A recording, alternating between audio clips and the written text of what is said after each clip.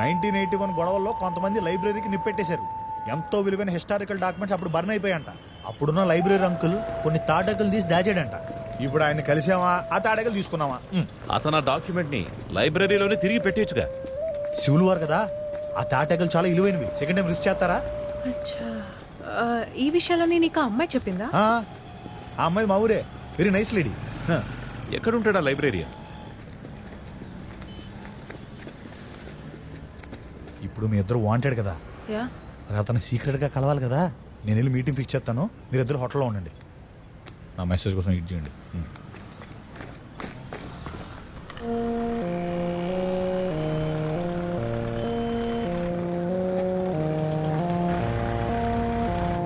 What happened?